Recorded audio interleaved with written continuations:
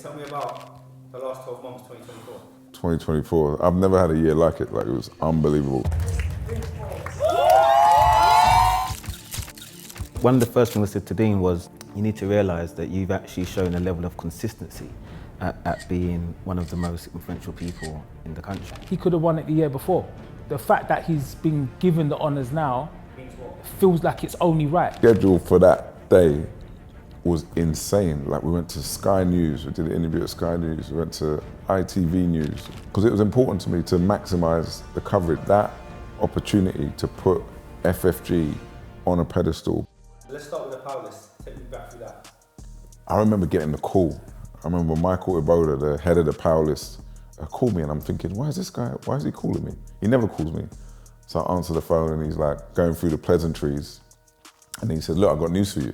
So I'm thinking, what is he gonna say? And then he said it, he just comes out of it. He says, you know,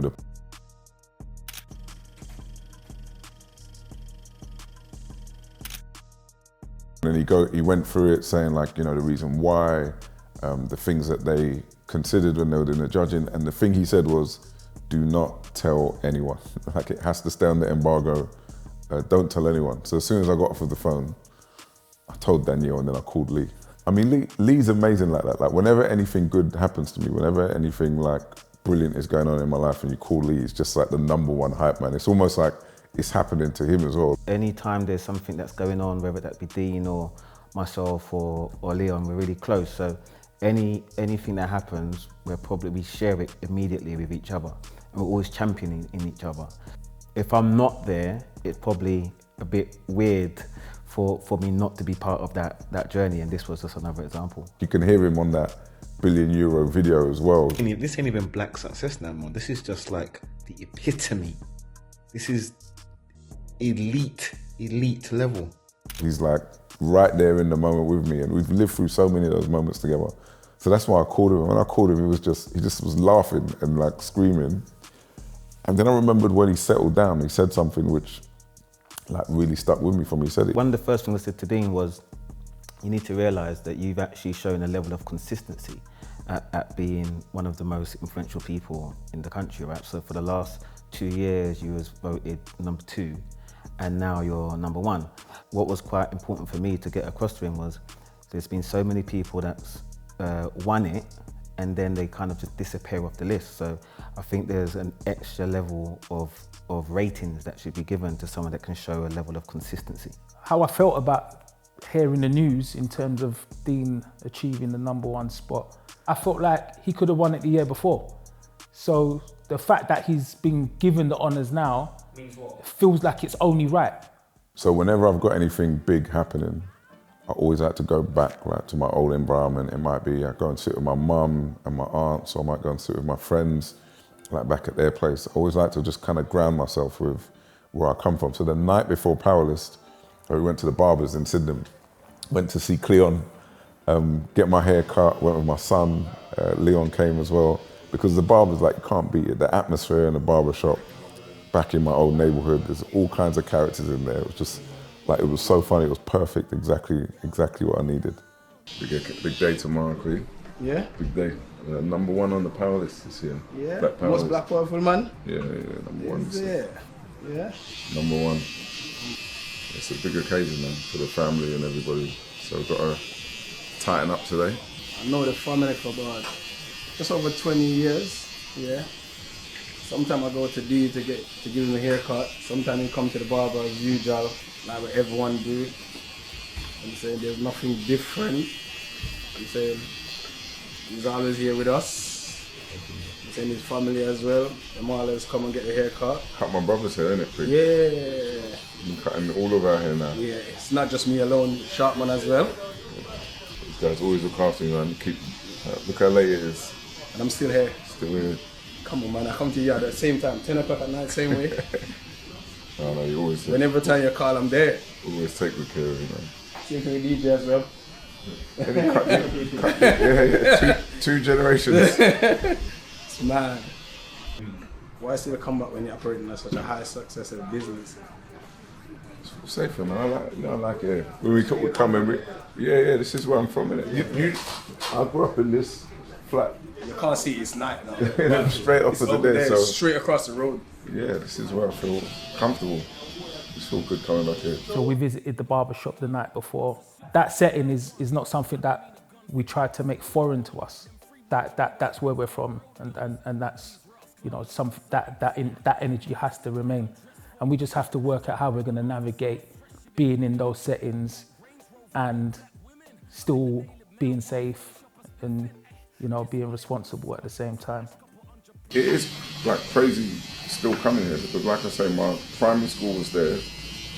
My secondary school was like a mile up Southend Lane, so Central was a mile up Southend Lane. The flat I was born in is the first block on the other side of this park.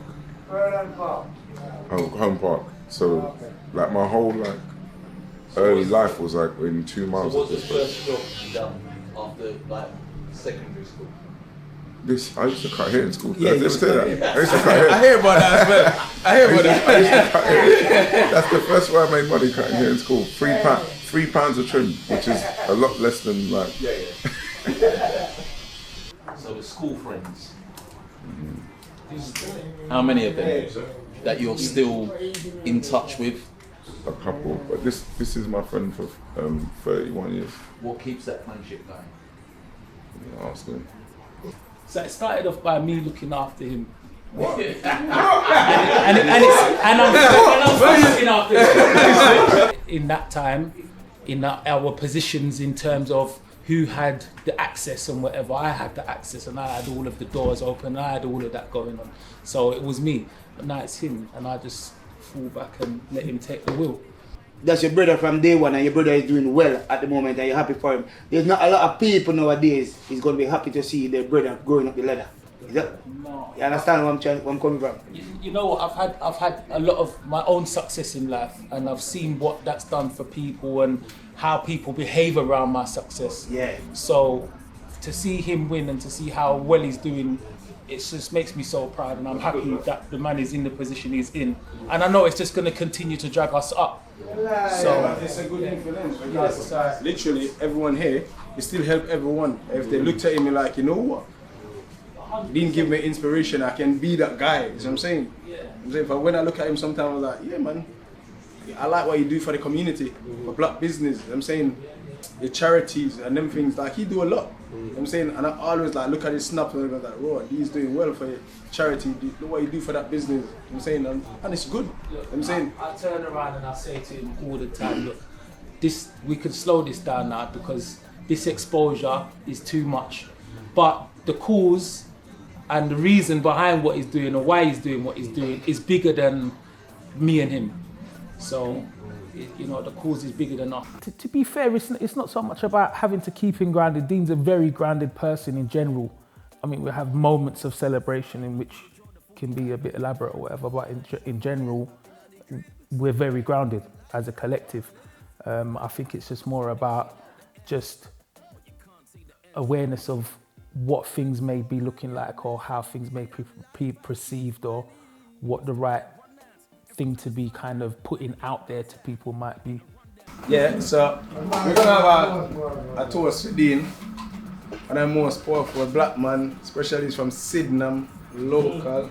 So I say, and it's a good influence. So I say, he help a lot of black people, a lot of black business. I'm saying a lot of charity. So a toast to Dean.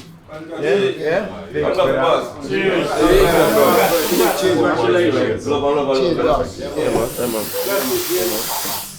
I promise to buy me a phone. And then when we left the barbershop, because it's right by my old estate, like where I was born and where I grew up. So when we left the barbers, we just drove, it's like 400 meters to my old estate and back to my old block of flats, and I had my son with me. And I was showing him, I was saying, you know, that's the house me and grandma grew up in, like that little flat up there is where me and grandma grew up in. And I was just walking around with him, talking to him about all the different things I used to do, like on that estate, on the adventure playground, and just watching him like come to terms with it all. Like he's never really seen or had to live in an environment like that, so it's quite new for him and a really nice moment. It's the day of the awards ceremony, and as Dean gets ready, his beautiful home is a testament to how far he's come. From humble beginnings to leading a €2 billion tech company, his success is very clear in every detail. Your house is unreal. Oh, thank you. Yeah, do you want a coffee? Well, I think so. You've had me up since about 5:30 this morning because this is genuinely like the only time I could sit down with you at home and have a coffee. Just want to point out, guys, I've got CEO of a €1 billion tech company making me coffee. Is this how we started? Are you excited about today? I'm excited about today. I hope you're excited about today. I'm really, really excited about today. Really excited. Like I've known for a little while.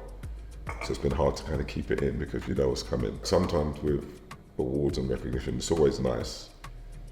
But I think you default into playing it down mode. You know, you say, well, it's for the team. You know, well, just really glad to receive this. And it's part of it is of course genuine, but part of it is you don't really want to make too big a deal of it. But for this, I've just been so excited. You can't play something like this down. This is like a legacy moment. Has that dawned on you yet? Do you know what's dawned on me? The people that have won it before. So suddenly you go, am I actually in that company? Am I actually formed in the same way as Rick Lewis or Tommy Lube or Sharon White from John Lewis or Sir Lewis Hamilton? Is that where I'm at? Am I actually considered in that same vein? That's what's been a bit surreal. The answer to that is yes. Apparently so. As of today, we've got a really busy day ahead. Is this like a normally busy day for you? Because when I saw the schedule and I saw the wake-up call time, I was like... Yeah, this is a light day. This is a light day. Okay, cool. So we've got our coffee. Yeah. We've got to leave now, haven't Yeah, we? let me get changed Yeah. and we'll hit the road.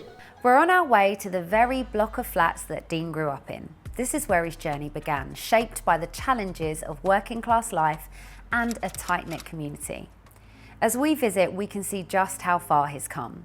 But Dean's story is about more than just success. It's about staying true to the people and the places that made him who he is. That little building there, that's the community centre. That's where there's like table tennis, homework, tuck shop. There's a little tuck shop in there. And this wasn't here. So you jumped in and out like over this wall. This is quite new because, I don't know, maybe 2-3 years ago when I came, we just sat here. And all those fences went there. I'd spend all the school holidays here, and this is where Where's your flat? that white door, so see the top floor, the red one? Yeah. The white door underneath that one. That's your actual flat that you grew up in? Yeah. Today you're here, like, your net worth is wild. You're the CEO of a €1 billion company, but yet you're standing outside Home Park Estate where you grew up. Like, the size of today is huge when you look back on this moment. Like, how do you feel? I can't put into words. Like, I remember living in that flat. Like, I absolutely remember it. And the funny thing about it, like, I was happy. Like, I wasn't living in there, like, upset or depressed, or I was really, really, really happy. Like, that first window's the kitchen, that one on the brick here is the bathroom, and then the window coming out this way was my bedroom. Yeah. And you lived here with your mum? Me and my mum, yeah. And then I think my younger brother definitely lived there for a bit. Yeah, and my youngest brother for a small amount. So there was 3 of us, 3 of you. three boys plus my mum in a 2-bedroom flat for a little while. I love the fact that you just said you were happy though. Like, yeah. You were happy then, you're happy now. I was happy then. We like, you'd come down here and play, and there's a green on the back. So you come down here, you play football. Then the ice cream van would pull in here, and then I'd stand there, Mum, like screaming at Mum, and then she'd come out and go crazy because she's like, I thought someone was trying to kill you because of the way you're screaming. You go, can I have 20p for ice cream? And she'd, like, if we had it, like, she'd throw it down and then you'd get your ice cream. Or you'd be in the adventure playground, and that's how you knew to go in, because she'd just look over the balcony, and like scream at you. She didn't text you or WhatsApp message you to come in. Like, she'd just scream at you. Mum just shouting out. Just shouting from there. And I remember as well, like that is where the sense of community comes from, because you see these buildings like you just knew everybody. Yeah. You could knock on anyone's door, go in anyone's house. You knew everybody. So, you know, we'd walk home from school. So my primary school was just on the other side of this park. You'd walk home from school, like me and Kevin or me and James, my friends. And Kevin lived in this block, James lived in that block. So you'd walk home with them and then you'd just go to their house. And your mum didn't really know where you were or look for you, but she didn't worry. So you'd go to their house, you'd probably have dinner or something to eat, and then you'd go home at 7, and it was all fine. Or they'd come to you and they'd eat in your house. I don't know, it just seemed like one big community. Growing up here, did you ever imagine that you'd be where you are today? No chance. No chance. I was quite young, but you just had no context for what, like €1 billion, or like millions of pounds. Yeah. Do you think when you're sat here, you're thinking about millions of pounds? However, I think people just seeing you here, yeah, it does provide all of the inspiration. I think that's what I tried to do, like just show up a little bit, you know, like just be visible, explain what happened to me, explain what my experience was, and hopefully, yeah, somebody does think that that's positive, helpful, and achievable. I think, like you said, I think you said to me one time before about, you know, growing up here, the thing to kind of get out and become a millionaire was football, right? Yeah. And that has kind of been mostly the traditional story, hasn't it? Yeah. Especially for young men, like you come out of an estate like this, if you're good at a sport, you can make it out, whereas I don't think I've seen any of you. Well, that story's less told. Like we hear about the footballers and the musicians. So there are people, you know, who've built great professional careers for themselves coming out of these kinds of environments. It's just the story's less told. It's not as glamorous. I'm lucky because the numbers associated with what I've done have made it a bit more newsworthy, which is why my story and situation is probably a little bit better known. But there are people who come out of these environments and build great professional careers for themselves, but the stories are just a little bit less told. And that's what I've tried to do. That's what me and Danielle said we would do, is be a bit more visible. Because if somebody wanted to use that as a blueprint or inspiration, then we wanted them to. But we never wanted to kind of force it down people's throats. Have you ever brought the kids back to where you grew up? Yeah. What did they make of it? I came with my son last night after we went to the barbers. I brought him here last night. It sounds bad, but they can't get over how small the actual like living area is, because we've been in with them before. They just can't get their heads around like how. But like, why would they? They don't. It's not their experience. It's not their experience at all. And then you end up getting angry with them where they're like, oh, it's a bit small, and you're like, yeah, people live in places like this. You shouldn't talk about them like that. But it's not their fault. It's just not their experience. It must be hard to find the balance between reminding them that this is essentially where their grandparents, their parents grew up. So the privilege now is. Like great people are created here in these environments. They're created in a different way, with different different inputs and influences. But great people are created here. And I think today is really showing that is very factual. That was a nice tee up. So we're off to Sky News now. Yeah. We're going from Home Park Estate to Sky News. Yeah. We better get you going. Let's do it. Let's do it. Let's do it. The news is public, and I'm just getting messages from people at Forterra at work. So and how does that make you feel? Because now everyone knows all of the praise is going to start rolling in. Look, the smile. No, it's just people saying really nice things, which is nice. Which is nice. Which is nice. Well, it's bigger than nice. Yes, it's good. Makes me emotional. How are you feeling? It's overwhelming. It's overwhelming and surreal, like we said before. You know, I didn't imagine this when we was growing up, when life started out, and when I started working. I didn't imagine, not just like today's a big day, but not just today, like the career that I've had and I'm still having, because we keep talking about this like it's over. Yes, it's unbelievable, surreal. Potentially that's why you make sure you now really celebrate your wins, because you're like, no, I am going to celebrate these wins. Like, you do your thing with the watches. Yeah. Yeah. Tell me about that. I think that comes a little bit from sport. Like obviously in sport, and I played football a little bit. When you achieve something, like if you win, you get a trophy or you get a medal, and you can put it somewhere. And for life, you can always like refer back to it. So it just became a bit of a thing. Like whenever you do a deal, you get something called a tombstone, which is like a little plaque you can put in your office up. I've got every single one of those, and they're really important to me. And then for every deal, I just got into a habit of buying a watch. Well, not even every deal, for every important life moment, I got into buying a watch. I bought one when each of my kids were born, bought one when we got married, bought one for every deal. So now when I look at them, they're like a timeline of all of my best and my best moments and my highest highs. So it's nice to look at them. Although, like for a period, I had them in the house. Like I had a nice watch safe in the house. Hold on. Work to do. No, it's not your work. First of all, why have you got no top on?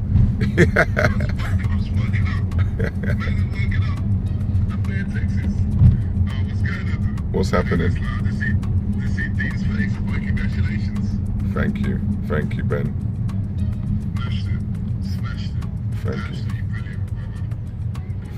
Thank you, my friend. Thank you. I appreciate it. I appreciate it a lot.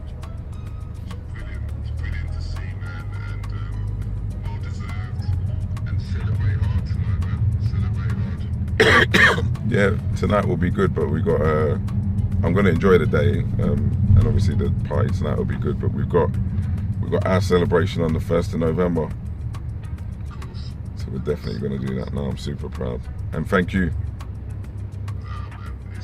It's a beautiful thing to see, and after all the foolishness which we've seen going on this week with black people, this is just what everybody across the UK needs to see. Just excellence, brilliance, no passa, no foolishness. So honestly, it's wonderful, man. So listen, enjoy the day. Thank you. Yes, November the 1st, we'll enjoy ourselves. But boy, pick yourself up, man. Wicked, thanks, Ben. Look, you're on. Say hello to Ben. Say hello to Topless Ben. Get the bicep in. Wicked. I'll see you later, Ben. Thank you. Take care.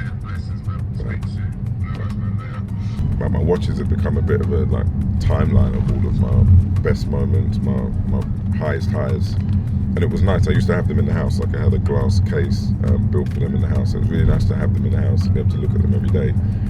But then insurance just got too crazy to keep them in the house, and now we keep them in a vault at the bank, which is a bit of a pain, to be honest, because now you need like 3 people's approval. You have to go to the bank during office hours to get them out, but I guess it's much cheaper on insurance. This is the first watch I bought after my very first deal. That is absolutely gorgeous. So obviously, I would assume your timeline and your watches kind of show the growth.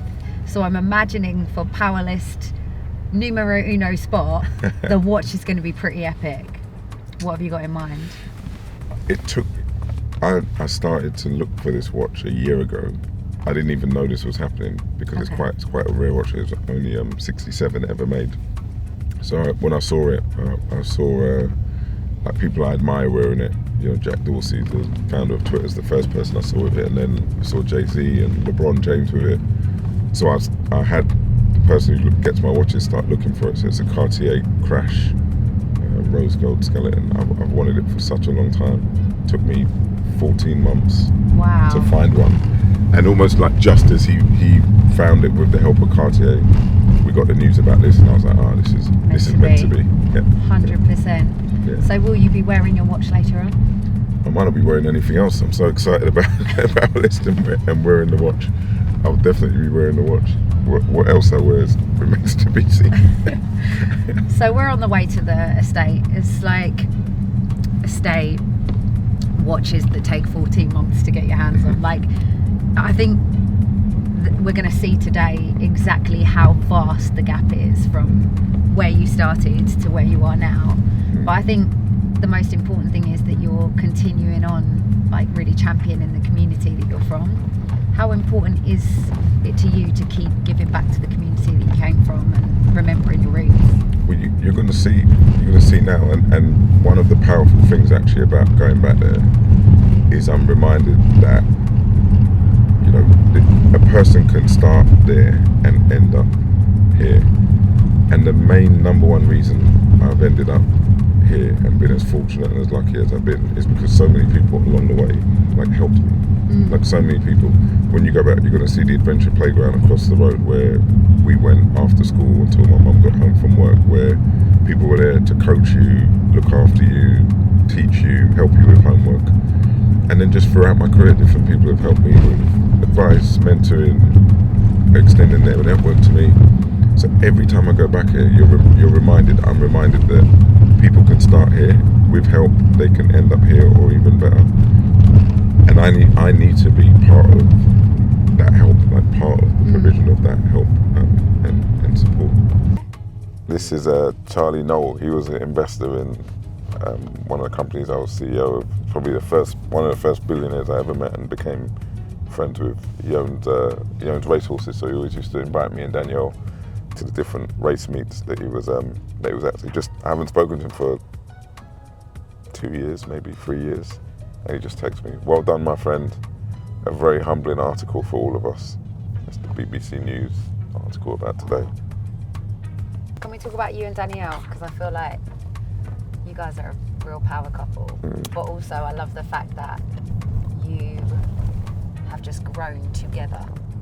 Like, she's running FFG with Davina, you're running everything else.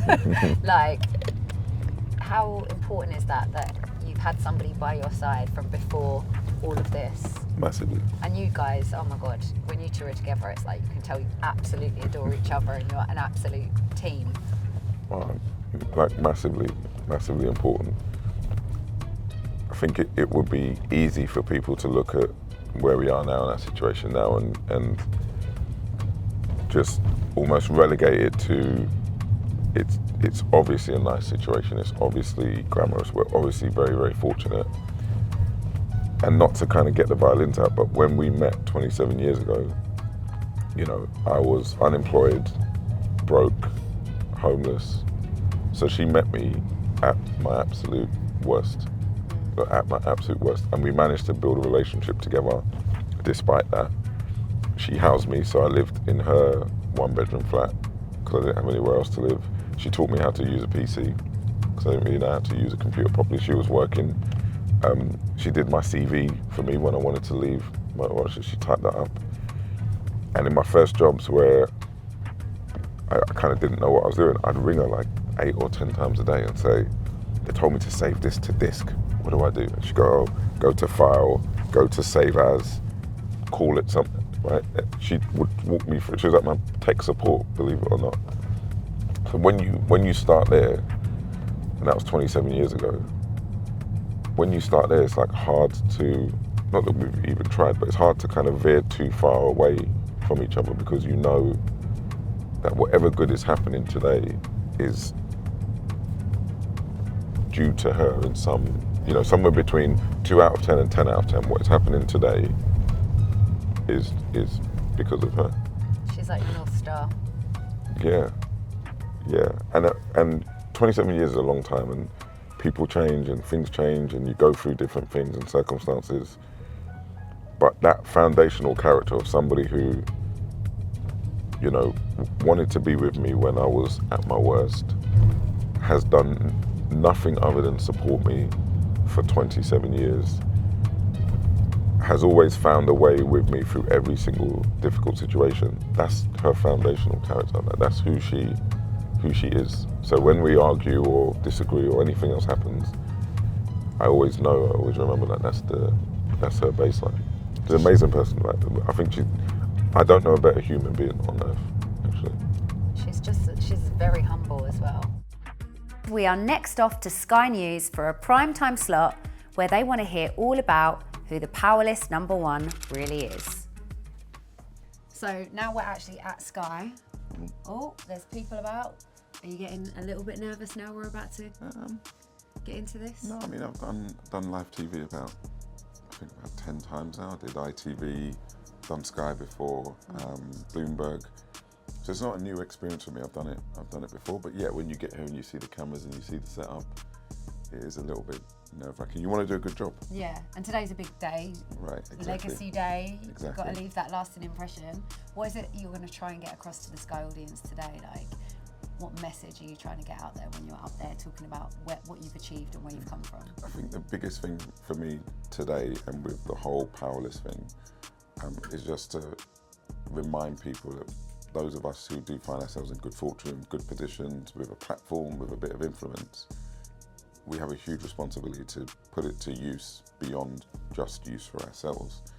And I think that's a big thing for me today, right? Get that message across that all of us who find ourselves in good spots should never forget our responsibility and obligation to kind of run that back and help the next person, the next person, the next person. Because that's why I'm here, because people did that for me. Yeah, you always talk about that, like you're very open about the fact that a lot of your success has been because people have opened doors for you, people have created opportunities, they've given you the help when you've needed it, and obviously you've gone on to do that now yourself.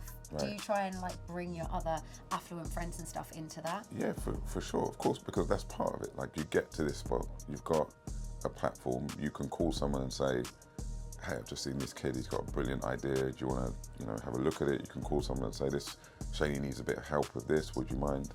And that's all about tapping into that, tapping into that network. That's a massive part of it. With Sky, obviously today they're going to be speaking about not only your achievements in business, but also your achievements as a, what do we call it, philanthropist? I always find that word really hard. Yep. Philanthropy, put my teeth in. But does that hold more weight, do you think, than the business accolade at this point, or is the business accolade still the anchor? The reason I'm here in these conversations is because of business and because what I've been able to accomplish professionally. So business is kind of the core of it, but that's exactly what I mean about platform. Business has given me the platform, business has given me the network. Without business and the network, there is no philanthropy, there is no FFG, there is no trying to help and support other people. But that now is what's more important to me, like how this platform gets used for greater good. That's more important now than the personal business side. So you're number one, and that is just number one.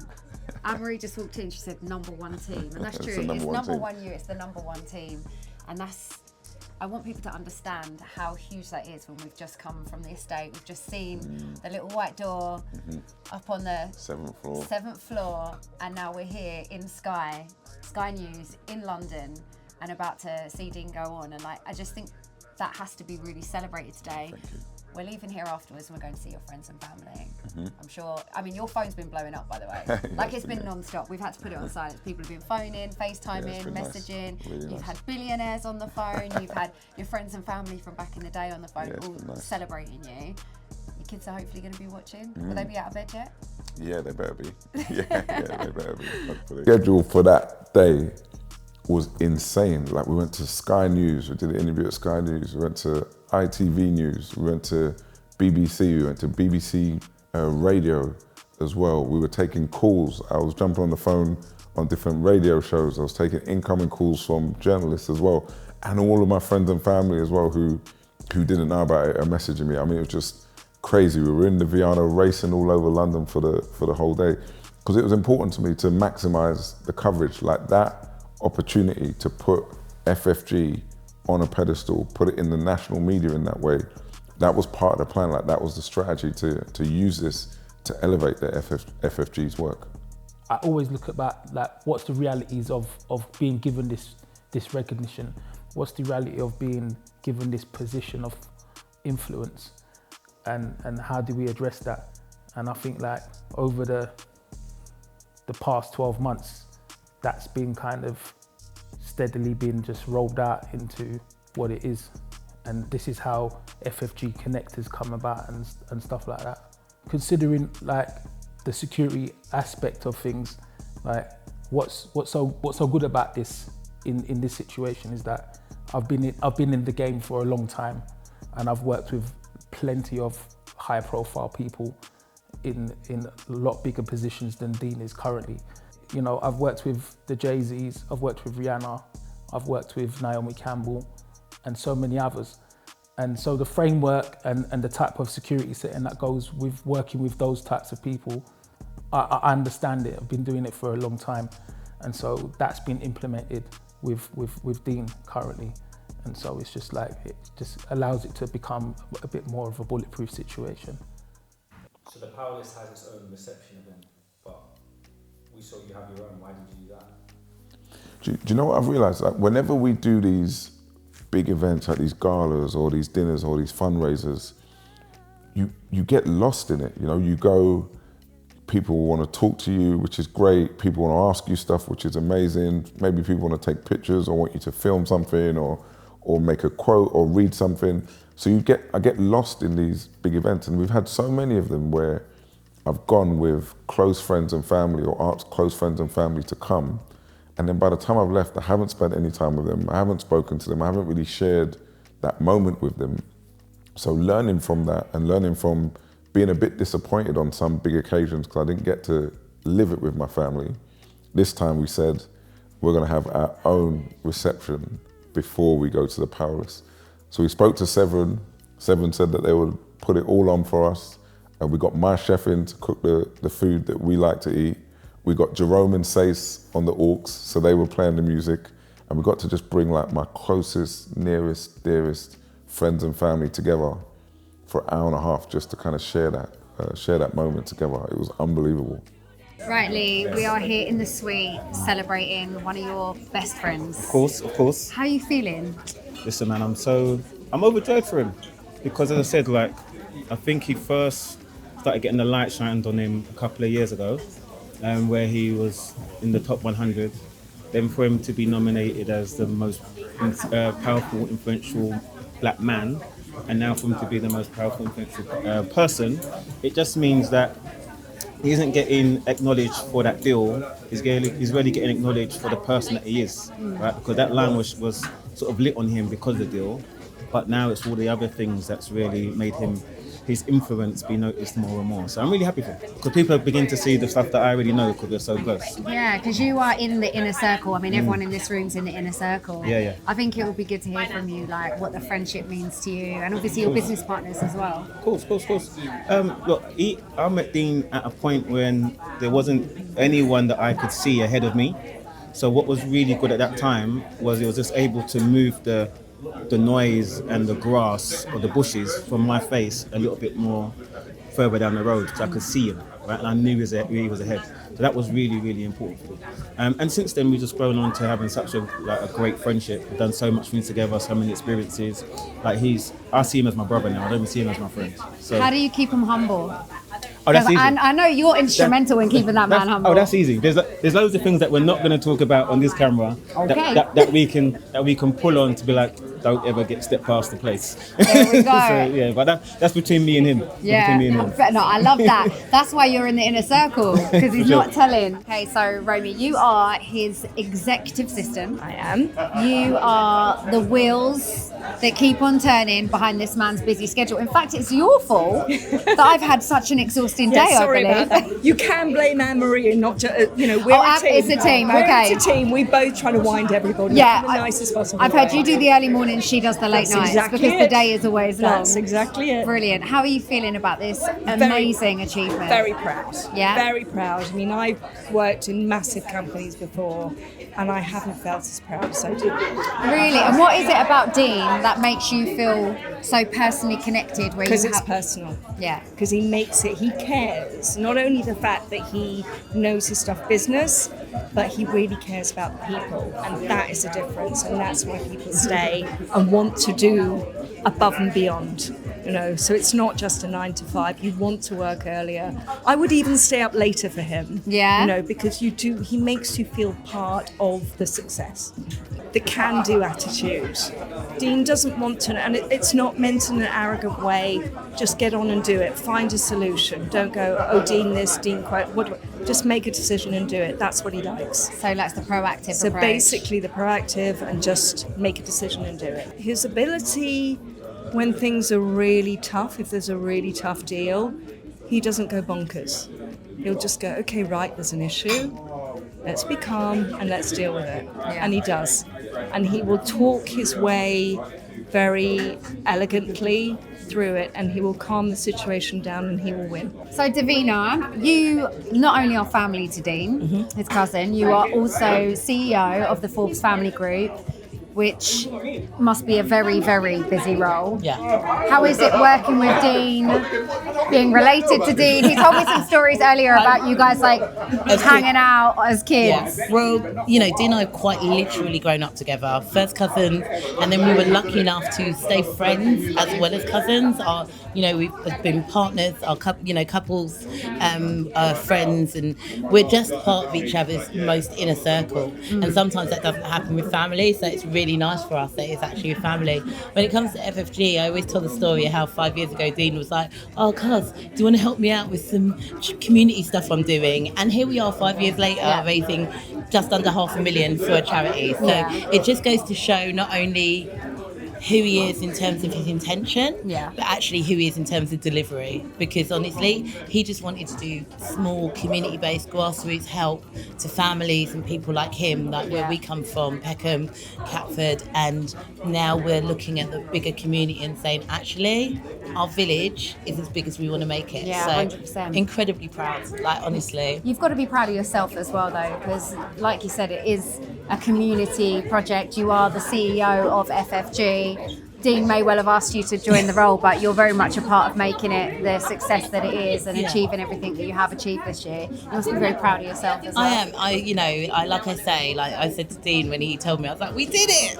And I don't mean to take anything away from him, but genuinely, when we started this endeavour, it was basically just Dean and I, and he would have an idea and I'd be like, yeah, I think I can make that happen. And we had people like Sam, who was our creative director at the time, who helped us out with all the sort of brochures and things that we put together. But it was just literally Dean would have an idea and then I would run away and implement it with, as many people as we could find. And then now we've got this incredible team like Anne-Marie. The elevation of that woman that she's brought to FFG has been incredible because she is operationally the person we rely on the most to kind of get things done. So that allows me to be more strategic and Dean to be even more overview because he's a visionary. Like, let's never ignore the fact Dean is a visionary. He sees things before other people see them, and he envisages a future that he wants to live in. And that's what FFG was about for him. He's always known exactly what FFG is going to do. And it's like he's sort of drip fed me every year. I'm like, what are we doing this year? He's like, let's do more charities, let's do more community stuff, and then I'm like, okay, let's turn radar into this. So it's beautiful, the synergy of us being family and me being able to go, that's not possible, and him going, I'm Dean Forbes, we're going to make it happen. Everything's possible. Everything's possible. And that's the beauty of Dean. He makes you believe that everything's possible, but he follows through. Because even though his title was chairman, this man is in every meeting. He knows everything that's going on. He knows, like, literally. Earlier on, he told me he was hands off. I'm starting to think. No. He's hands off in the sense that he doesn't get involved in the day-to-day. But if we're having a meeting at 8 o'clock on a Friday, he's there. Do you know what I mean? If we're something going on, and now it's changed more because now there's Anne-Marie and she's great and she'll feed back to him once a week on what we're all doing as a team. And I'll feedback. I even don't meet with Dean as much because he is so busy with Fordero and so busy with the rest of.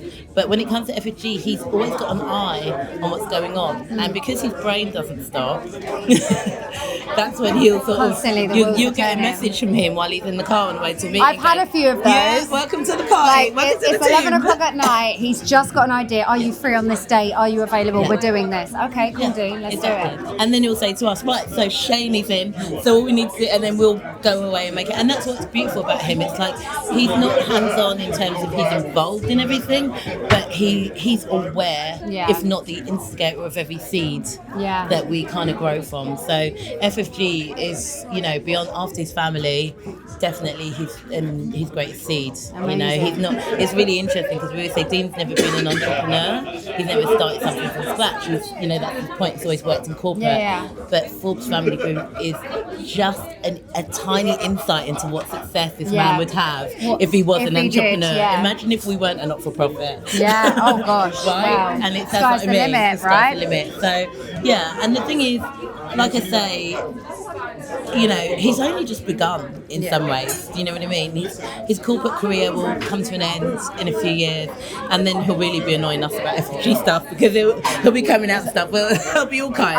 100%. I'm sure he's over there now kicking up some ideas. But I love him for that, and I love his dedication to just wanting everybody to live a bit better, and be a bit better, and to win. Yeah. He's always said, like, let's do more good. The chief of staff. Don't make me giggle. What does it take to be the chief of staff? For Dean, we've heard it a lot today. Number one. Forbes. Listen, that's never going to get old, is it? It's never going to get old. But if he's number one, like on the Powerlist, that means I'm number one chief of staff, right? Like, so I'm going to hold that. Yeah, I can deal with that. Thank you. No, you guys as a team, you've absolutely smashed it. You must be so proud. I'm super proud. Like I can't quite put into words just how I feel about it, but emotionally wise, like it is just epic. And like I was just saying, you know, I don't know if it's like, he's my boss, right? Like, so no matter how you dress it up or down, I work for him. But it also feels like, is it my brother that I'm really proud of? Is it my best friend? Is it my friend? Is it my son? It's ridiculous. There's like so many feelings. Like so many moments, but it's amazing. Super proud. Never thought everyone's always like, oh my God, how do you do what you do? And I'm like, I don't even know what I'm just doing. You seem to really enjoy working with them. I love it. Like, I've worked for so many, like my background is sales and marketing. I've always worked with big corporations, big companies, and I give everything to my work. Like, it's really important to me. And I think that when COVID hit, and I was the first one to be let go, I was like, do you know what? I'm never going to do that. I'm never going to work in a big corporation again. I set up my own business, and by chance I just reached out to Dean and said, like, oh, if you need any help. And then we kind of just started doing some bits together, and I've never looked back, and I've never felt so appreciated in anything that I've ever done. And for me, like, you know, it's not about earning loads of money or having that really big title. Like, the fact that I can go and make someone happy and someone says thank you to me means everything, goes right? a long way. And like, I don't care if it's 5 o'clock in the morning somewhere, or it's, I don't know, 3 o'clock and he's ringing me, or nothing feels like work. You know, I'm just happy to be here. I'm happy to do it. I love him. I love Dan and family. Like, it's just, it's amazing. Look at me rambling on. No, my job. But that's the thing, and that's the effect. You know what? You're not the only one though, Anne-Marie, because when I've been talking to everybody here in this room, this is obviously his nearest, his dearest, his loved ones. That includes you. Everyone's just blown away by not only his achievement, but their experiences with him. Yeah. You know? I must admit, for me, it's like, it's hard, right? Because I feel so close to everybody, and I say me and Danielle speak every day. Like, she's like one of my best friends, and it's hard because I've always had that separation, right? So work is work, friendships are friendships, and you know, in casinos they always talk about fraternisation, and you don't go with customers and stuff. So it's like instilled in me to constantly remain professional and do this, but everyone's just so amazing. I mean, I've only worked with you guys on 2 separate occasions, and I already feel like part of the family. family. You're part of the family. You're in. You're locked in. That is the feeling that happens when you're around. It really is. This group of people. It's amazing, and it's like something that it's just the unit, right? Like, everything is, once you're in. And I've always been like that. I've always been like that type of person. Like, if I work with you and I get on with you, I kind of just try and hold on. 100%. And it's so important. But yeah, it's amazing, and I'm so proud of him. So Danielle, I was in the car with Dean earlier, right? And he basically attributes every single part of his success to you. From the ground floor, when you helped him write a CV. Oh my God, yes. When you taught him how to save down to a disc. Oh my God, he rang me. He rang me and said, what do I do? A floppy disk. Right now, to all of these moments here, like, he said that you are just the absolute integral part to all of this success. So I want to say congratulations to you. Thank you. For this accolade. And We this both achievement. won. You both won, and I think everyone in this room would agree with that, but you must feel very proud of yourself as well as your husband. I do, but I just feel proud of him because I watch him every day work so hard, get up at like 5 o'clock, and he's consistent and he's determined, and he just never stops. I'm so proud of his determination and what he's shown our kids. Yeah. I was talking about the kids earlier, saying obviously they're living such a beautiful life, but he reminded me, like me and Danielle, we both come from a very different place. Yeah. We went and saw the estate earlier. How important is it to you that your children also understand the background to this legacy moment today? The most important thing for us is that the kids are grounded and they realise that you're actually blessed and you're so lucky to have what we have. So we kind of don't give them a lot, but I mean, when you say a lot, like they have like lovely holidays and stuff, things that we didn't have, but we just try to keep them grounded with regards to you earn your kids. So basically, if you want money, you go out to work for it and you work hard. Do you think the kids have got that same work ethic that you guys have got? They have. They've got the determination and they've got a strong work ethic because we just don't give them any other option. Yeah. So it's like, we'll get money from somewhere, but it's not going to be from us. So I think that gives them the push to be. So maybe not all three of them have the same ethic, but they all have the drive to want to be successful. So you are very much a part of FSG. Yeah. You, Davina, congratulations, you've achieved so much this year, Thank you. especially with the gala. It was incredible, the amount of money that you It's guys amazing. raised. Thank you. How important is it to you to continue that community work? It's the most important, and especially as Dean gets more and more successful, more and more people kind of look at him and then go, oh, but you're from this background. I think it's important to kind of project that onto like the youth, especially around the communities that we grew up in, and they look at him and say, oh my God, this is achievable. So your husband today has been named the #1 influential black businessman in the UK, in the world. This is global. You've been on BBC News today. You've been in The Guardian. You've been, all over. I saw your photo earlier on the BBC. It's just crazy. I'm blown away. It's unreal. It's unreal. What's so unreal is that, like, we got into the car and the taxi driver said, oh, I saw you on the, and I was like, oh wow, it's like literally like social media is, it's wild. Your kids have been TikToking. Oh, they've been TikToking, obviously saying dad's #1 now. So they're #1 family. #1 family. I just want to say congratulations. Thank you should be so proud of yourself. Thank you so Enjoy much. tonight. You deserve it all. Oh, and it's someone's birthday. Yeah. Okay, Dean, it's been a hell of a day. We started really early, 6 a.m. Yeah. We're now really close to the awards, and you've hosted this amazing reception for your friends and family. Why was this important to you to do? We've been lucky to host like a few different events. We had different parties. We did the ACLT Gala, which you were a big part of.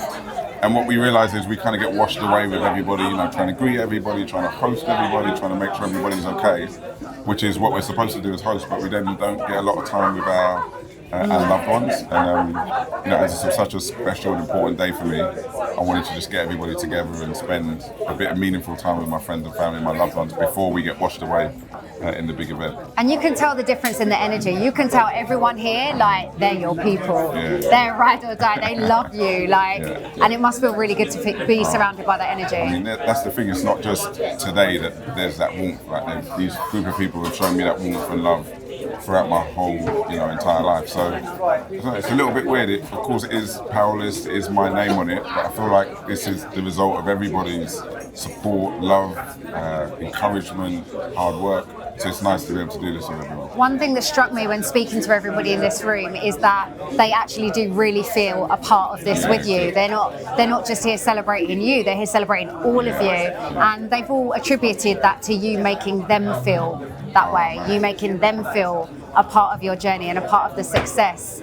That must make you feel really proud. Yeah, that does make me feel good, because I know that there's nothing I do, nothing I want to do that I can get done without the support of these people. At my lowest moments, these are the people who lift me up. At my highest moments, they're there with me, celebrating. And when I'm going a little bit wrong, these are the people who help me course correct. So yeah, they're a massive, massive part of my life. So Severin have hosted this event with you. Absolutely delicious, by the way. Why did that make sense for you as a brand partner for this event? Well, I'm a part owner in Severin, so when we told them that this was happening, they were like, we want to put something on for you, and there was nothing more intimate for me than having the drink that I'm a part owner in being kind of the sponsor for this, for this little reception that we're having. So it's really nice to bring your family together.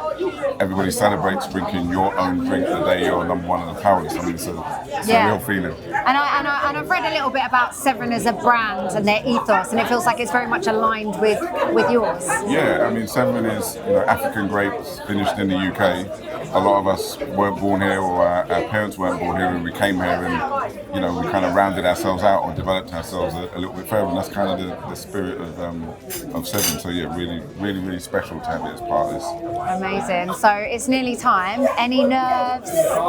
You've played all day that there's no nerves. I'm wondering now we're really in it and it's about to happen. How are we feeling? I'm more kind of conscious of just not getting lost in it all. Sometimes really big and important things happen, and the day afterwards you're kind of trying to put it all together in your head. So today I'm on time, everything's running smoothly, thank goodness. So I'm just trying to take it all in and really kind of savor it. I feel like you're very much a part of the reason. I have to say, when I saw the schedule this morning, I thought, oh my gosh, how are we going to make all of this work? But you have just been along the way, you and your team, but definitely you are integral to making sure things like this happen on time when they're supposed to happen. Just keep moving, got a schedule, keep just perpetual motion. And that's why you're the CEO, right? Maybe. Congratulations, I'm so happy for you, and thank you for inviting me to even be a part of this experience. I just feel like, from the outside looking in, it's impressive, but I have to say, from the inside looking out, it's like, this is incredible. So congratulations, and enjoy every minute. Hey everybody, it's Leonie here, and what a special day it is. It's announced today that Dean won the #1 spot for the JP Morgan Powerlist, and it's just so exciting. So today we are creating his looks for the awards ceremony. Dean's favourite designer is Tom Ford, but for the occasion we thought it was imperative that we chose black designers. So these are the looks, and they're all from 3 black designers. We've got Philip Dada Jr. here. It's almost like a double-breasted style tux for swooped over front. Next we have this style by Fode Dubois from Lebron. As you can see from the lining, it tells the story of Fode's mum coming to the UK from Africa.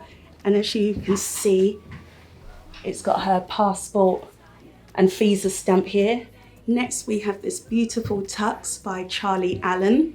I'm a huge fan of Charlie, and this is tux number 3. So what do you think, guys? Are we going with the Charlie Allen tux, Lebron, or Philip Dada Jr.? I just want to say a couple words, so let me just get your attention for a bit. First of all, let me just thank all of you for coming and getting here on a Friday at 4 o'clock in the afternoon. All looking so splendid. So firstly, let's thank you guys. The other thing, look, we're here for our good friend, one of my brothers, your husband, your father, your cousin, your son, our good friend, Dean Forbes, who today has been awarded #1 on the Powerlist for the most powerful. Yeah. But look, I think publicly there's a lot being said, right, about Dean's success, about the £1 billion deals and all the noise that goes around that. But I don't think that's what this award is about, right? So this award goes to someone who takes the time out and takes the time to make sure he gets back to see his son and take him to football. This is the person who takes the time out and treasures those moments in the car where they're just doing these little dances and playing music together. This is the person that wants to make their daughter or daughters feel special by taking them to Paris on shopping trips or taking them to Las Vegas to make them be the princesses that they are, right? So this award goes to the person who understands, in order for them to have the life that he's created or they've created, requires the wife that he has. So this award goes to someone who understands that and on a regular Tuesday or Wednesday may buy something for his wife to make her feel special, right? So he's got to keep that up. He's got to keep that up. Innit? So that's why I plugged it in there then. But look, also this is the person. It goes to the person who's always looking to cater to other people, right? Probably everyone in this room has been to Dean's house probably, and we've seen how he looks after us and caters us, right? Always aware of our wants, our needs, and is always going above and beyond for all of us, right? So this is this award goes to someone that's looking to cater to others, right? This award goes to somebody who's got humility and is humble in their success, and that why are you laughing? There's a time and a place, Steve. But this goes, for example, right? On my wife's birthday, like he could have done anything, I suppose, but he chose to invite us to his house and cook and cater to me and my wife at the time, right? So he could have done anything and didn't need to do anything because it was actually my wife, but didn't need to do anything, but chose to actually cook himself and cater to us. And it was like a 5-star Michelin style. That's one thing I don't banter Dean about. He can cook like a Michelin star chef. So and he didn't need to do those things, right? So to the person that could do anything and give anything, he wanted to make my wife feel special in that moment, and he wanted to give himself in that situation, right? So this award goes to someone who, and we understand that it's inspirational, and he's began to become more public with that inspiration. But I'm someone, when I first met Dean, who in my business journey, I didn't see anyone. There was no person that was in business. There was no person buying properties. There was absolutely zero people there. So at that moment of meeting Dean, he was able to just show me that he was a lot ahead of me, sorry, because he had more children than me. It's important. He had more children than me. He was juggling more plates than me. He was more successful than me in business. He was financially in a better position than me.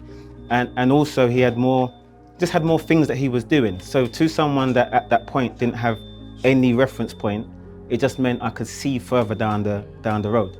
So, and I know that that's what other people now are beginning to see on social media, that's where that inspiration is coming from, right? So you don't even, I'm sweating big, by the way. You don't understand, or you probably won't really understand without giving instruction, how inspirational you are to so many people, right? So I'm really happy. What I'm really happy about is when you first done the deal, you didn't win the Powerlist #1. I'm really happy about that, because what this shows is that actually when you've got genuine power and genuine influence, actually it shouldn't subside. It should stay the same or at least rise. And what's been shown is that as people are seeing you more, actually your let's call it ranking has gone from being in the top 100 to being one of the most powerful men to now being the most powerful, influential people in the UK, right? So it's undoubted that your influence and power was authentic, right? So, right, so look, so as I said, we're proud of you. You're our most powerful, influential person. love you, man. Love you, man.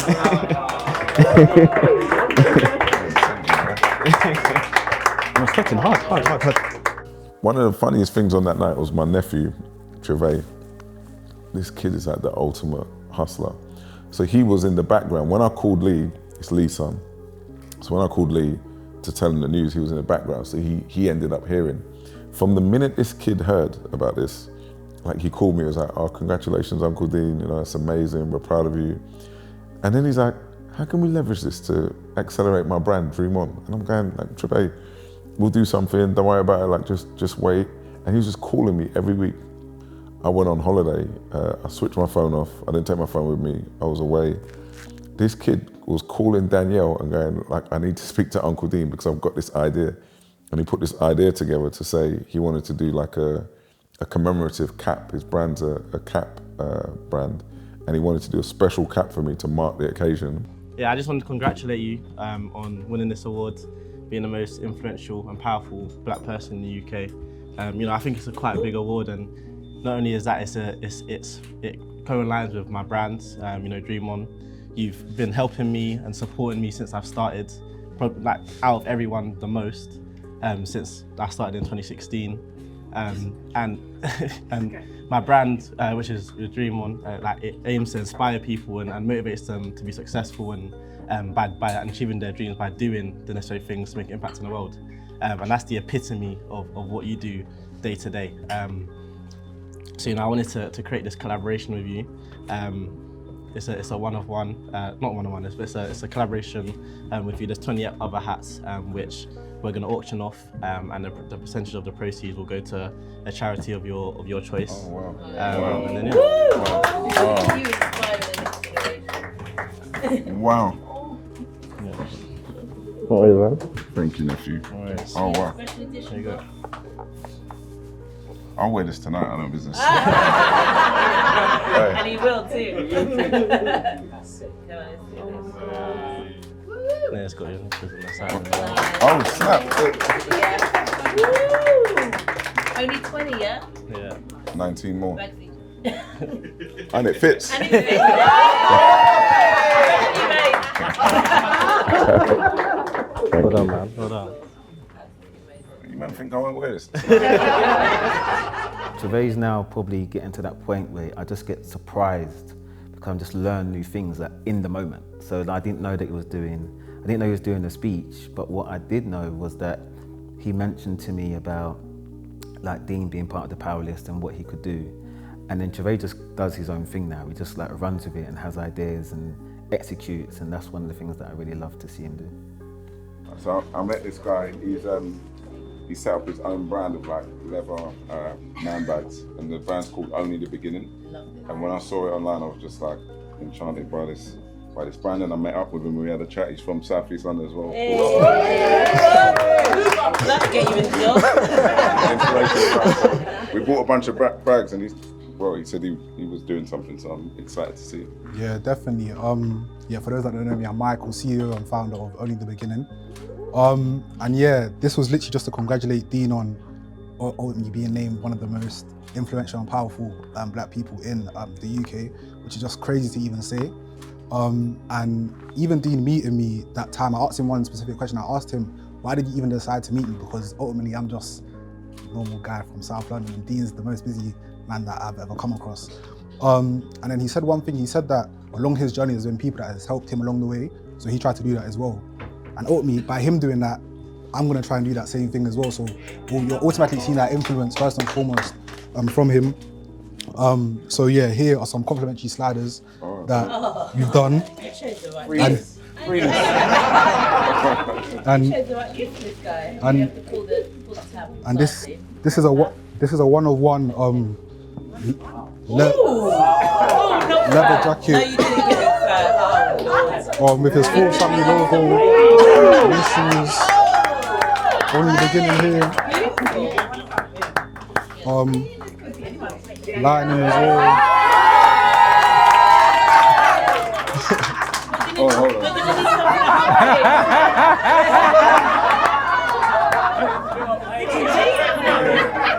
Hopefully. Who's got the chance? We're gonna need the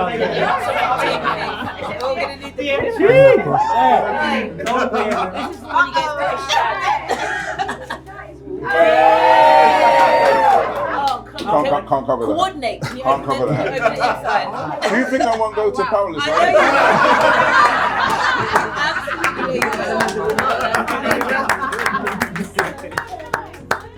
Thank you so much. Thank you. And I also just wanted to say one thing. Dean's successes, everything that he's achieved is so inspirational. But the one thing that, even when I watch his stories and stuff like that, that's the most inspirational thing to me is when I just see him sitting around the table with his family. That's honestly more than, because ultimately, as me, that's one thing that I aim to just be able to sit down with my family, cook, enjoy, sit around the table. Those are the real, like, everyone being here, so showing him love and respect, that's what I aspire to do. So thank you so much. Thank you. I I met this guy 2 years ago and he backed our business with, Severan. And he didn't just back it, he supported it more than any of the other investors that have invested us. He's been a true support for the business. And reflecting here tonight with people in the room, particularly your family members, what I would like to say is to honor them as well, because it's not only your success that's got you to where you are today and earning this award, it's then what you've done with it. You said to me, your passion and your drive is investing in businesses from the community. And that's why you invested in our business, part of why you invested in our business. I've seen that tonight with the other guys that are here. It's what you give back, it's what you do with your success that makes you number one. So an honor to you and the people who made you who you are, which is your friends and family as well. Thank you, Dan. Thank you. Thank you. Man, I've got to do this now. I've got to pay tribute, man. Evening, everyone. I feel really compelled to say something because Dean and I got really close over the last 4 years. Before that, you couldn't stand the sight of me for many other reasons, but they weren't of my making. But mainly because I was his sister's boyfriend at one point, and he didn't like me, and because a lot of people told him that I wasn't really the person I should be for Cameron. But he saw through that, and I dropped Cameron off one day in 2020, just after COVID, the first lockdown, and then I got a phone call from Cameron saying, Dad, come back. You call me Sace, that's a problem. But he said, Uncle Dean wants to speak to you. I'm thinking, what do you want to speak to me about? I'm confused. But he came into the house and he said, look, just wanted to catch up with you because I see what you're doing. I see how present you are in your son's life. You're there. He always talks about you, and I've got it wrong. And in that moment, as a man, I respected him so much because he gave me a chance to show to him who I really am. And when not many people did that, Dean. So I really, really respect that, and I really thank you for the presence in our lives. With Natalie and Cameron and I, we really, really are grateful for you. And what you do on a day-to-day inspires me to do more for my community and for others, and to really build that family unit, which I was longing to have. I now have that with Natalie and Cameron, and you've been a massive, massive inspiration on a day-to-day basis. So I just want to thank you for your love, your guidance, your mentorship, your friendship, your brotherhood. And yeah, just here's to you, man. Respect. Thank you. Thank you. Love you, brother. Thank you. I think we're all very, very proud of my dad, and he's done so much for me, and I'm so thankful for everything that he does for me. Anything else? I'd say I'm very proud of you, Dad. I'm very, very proud. I feel honoured to be your son. To see what you're doing, it really does inspire me. And I think that you're a perfect role model for not just me, but a lot of young black boys probably who see what you're doing and probably want to aspire to be quite similar to you. But I'd also like to say I'm very thankful for everything that you do for me, taking me to football, even them long car journeys when I probably haven't played as well. I still appreciate every minute of it. And I'd like to say I really do love spending time with you, Dad. We're so grateful for you. Thank you, Dad, for everything you do. Love you, Dad, and I'm so inspired by you, and I just feel like when I grow up I just want to be you. Suit's clean, bro. The suit's clean. Okay, most important thing is to thank God for everything he's done, because that's how my children are all raised, with God in mind. And if they keep God in mind, they will all be successful. Everybody will be successful. Maybe you may not believe, but in order to be what you want to be, you have to have some kind of inspiration. And for my kids, it was always God. Father God, lead the way. And if they let go of him, I'll be very sorry for them, because they won't be any use to anybody. But right now, I am very, very proud of each and every one of them. And I'm proud of Dean because he's the eldest and he's always led the way for every one of them. And he's also been very caring as a son for me, his mum. And for that, I am truly, truly honoured.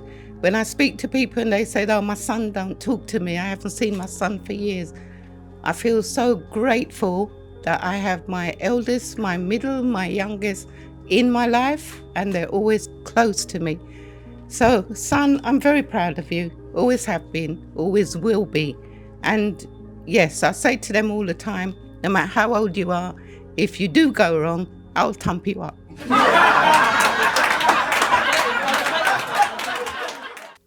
Going there with think there was 20 of us that went, and it was unbelievable. It reminded me of like my big football games when I was 13 or 14 years old, or sports day, because whenever I was, you know, playing in a big match when I was 14 or 15, my aunts were coming, my brothers were coming, my mum was coming, my uncles were coming, my cousin was coming. Like so many of us went, and it felt like that again, like all of us just, you know, walking in there to be part of this moment.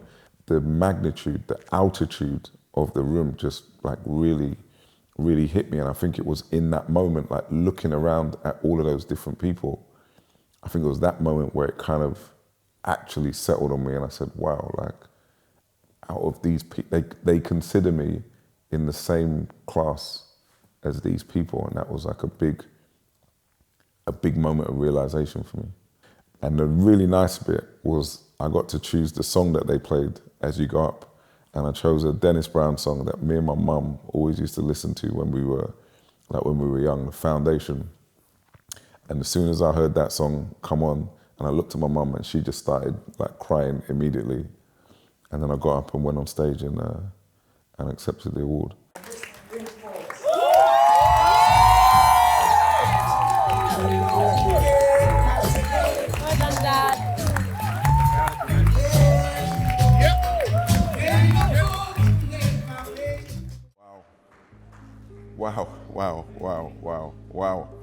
Wow. Thank you so much. Thank you so much. I've been coming to the Powerlist for a number of years. It's become my solar panel. You know, I come here, I get charged up, I get energy just by being in this room, being around so much excellence, so many great people, just the proximity to so much amazingness, greatness, aspirational people has truly charged me over the last few years, you know. On this very stage, I've seen people like Jackie Wright, I've seen Dame Sharon White, I've seen Rick Lewis, I've seen Tommy Lube, all people who spent time with me, who advised me, who counseled me, who shared things with me that have made me better.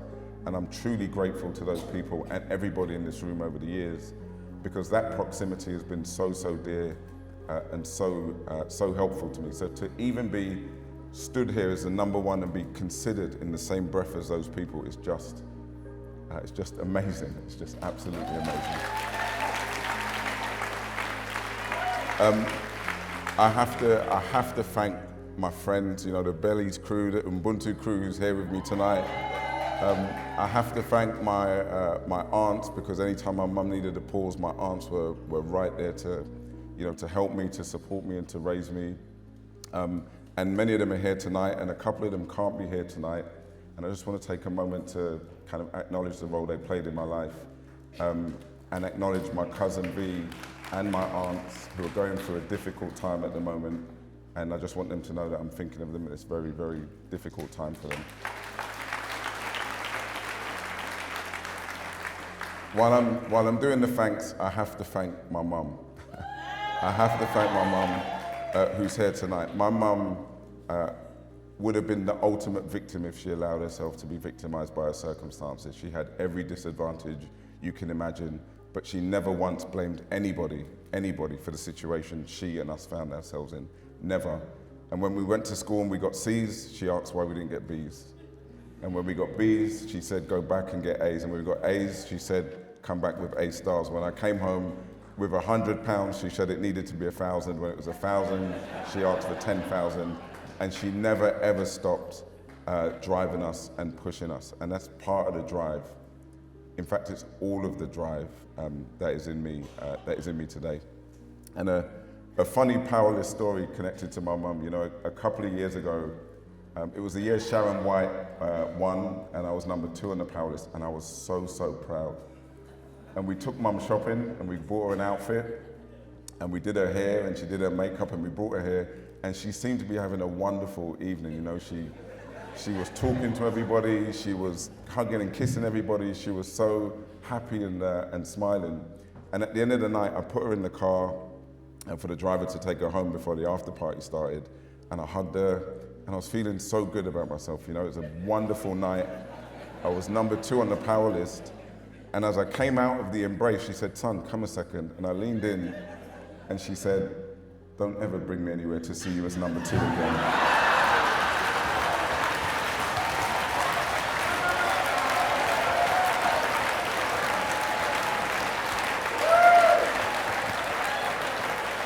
And that, ladies and gentlemen, is Andrea Williams, and I'm so grateful to that woman.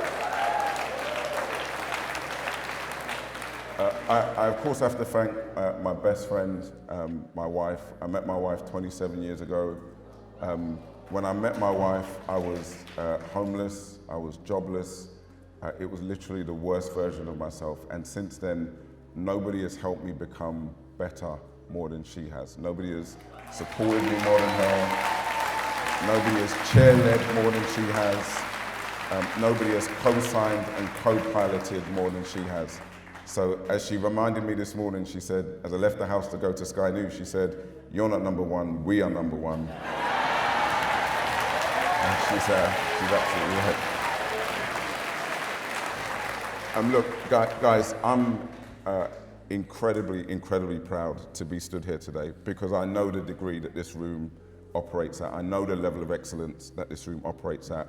And I've benefited from that level of excellence through the coffees many of the people in this room have had with me, the lunches, the discussions, the dialogue. I'm incredibly proud. You know, Fortero's had a great couple of years since we did that €1 billion transaction. Things are going great at Corton and even better at Cornerstone, where we're investing in Black-led businesses with Rodney Appiah. And it's been a great year and a great couple of years. I'm very proud. I'm even more proud of the work that we've been doing at Forbes Family Group. I'm proud of the subsidised childcare that we provided for 1,700 low-income families in London. I'm proud of the fundraising we've done for various charities, including the 430k we raised for ACLT recently. I'm proud of the black businesses we've invested in directly, and I'm proud of the social mobility programs we've put together, where we've had over 5,000 young people come through those social mobility programs. I'm very, very proud of that work.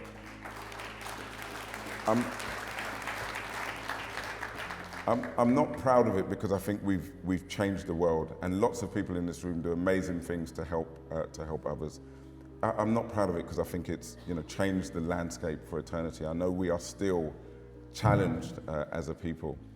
I'm proud of it because we said we would do it, and we did it, right? And we did it on our terms, and we did it with our own resources, and we showed up time and time again to support people because we know the power of that support. We know the doors that support opens, and we know the careers that support can help enable. So if I have one ask of this room, if I have one request of the collective excellence in this room, of which I'm really excited because I think there's never been a better time. I think there's never been more of us in powers of influence, in executive roles, with resources at our command. I think there's never been a better time for us as a collective to come together and start to drive the change that people that don't look like us and don't care about us are never going to enable in the way that we can. And this room is so, so powerful.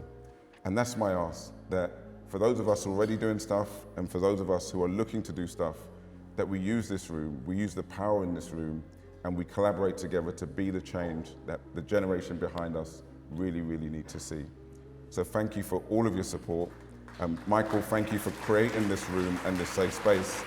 And thank you for being the excellence that people behind us truly need to see. Thank you.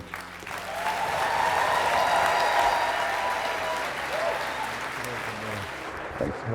Powerlist hold their own after party, but we saw you hold your own. Talk to me about that. Oh yeah, the after party. So we just put a date in the diary, like the Friday after the Powerlist, and we didn't know what we were going to have or where we were going to have it. And then once the announcement came out, like my phone, Anne-Marie's phone, Davina's phone, Danielle's phone was going crazy with venues calling and saying, "Oh, we'd love to host Forbes Family Group, we'd love to host Dean to kind of recognize this Powerlist achievement." All these great venues, these top venues in central London and Mayfair. But then something hit me. I was like, these are the same places. When we were going there 10, 15 years ago, they didn't want to let us in. Or when we turned up, they started making up different reasons why we couldn't go in. Or we booked a table with £2,000 minimum spend, and all of a sudden we get there and it's £5,000 minimum spend. We had so many people wanting to sort of host that party, of course, like it was like a big thing, a lot of publicity around it, so everyone was wanting to be a part of that. And I was just like, we should definitely do this ourselves. We have the team that can sort of create an environment or create a moment in our area and bring everyone that's doing well in our network together. So after I decided we are not going to any of those West End clubs at all, I thought, let me give Silks in my old neighbourhood in Catford a call, because I know the owners, Obi, Done Deal, Mary, they've been looking after us for years whenever we go there, making us feel welcome. I wanted all of the drinks on that night to be from us, from our community, from our culture, from my friends. I wanted Kano's Duppy White to be the rum. I wanted Lexax Cognac to be the brandy. I wanted Afrique Vodka to be the vodka. I wanted Severn to be the champagne for the night. I didn't want any Grey Goose, no Ciroc, no Hennessy, just our drinks. And I was like, all right, halfway through the night, I want food. I want like West Indian food coming in. I want patties. I want hardo bread. I want our food coming in. They were like, yep, no problem. I said, it has to be 100% private. Like, I don't want people wandering on off the road. This is a private party. I want it to be my friends and family. And they were like, yeah, no problem. We wanted an authentic party that was on our soil, on home soil. We made sure to dot the I's and cross the T's in terms of putting on the right security and making sure that the event ran smoothly. And you know, like, we just managed to have a good exchange. It was good to bring the business to him and be able to pay him at the end of the night and say, you know what, thanks for the use of the venue. And it just made sense to do it that way. Another part of the beautiful thing, I was always saying with this party, like, I don't want to see on any invitations that this is Dean's celebration or Dean's Powerlist party. I just wanted a room full of top-notch, high-achieving, highly accomplished people. Because you see all of this talk about, like, there's no role models and there's none of us that are doing amazing things. I don't believe it. So I've gone in the Powerlist room and it's full of amazing people from our culture, from our community doing great things. And I wanted to kind of prove with this party that we can just all come together, have a great night, celebrate each other's accomplishments, each other's achievements, anywhere. We don't have to do that in Mayfair. We can do that in the heart of Lewisham and have an amazing time. We don't need to go to Mayfair and drink other people's drinks and stand in other people's clubs to celebrate these kind of moments. We can keep it all in-house.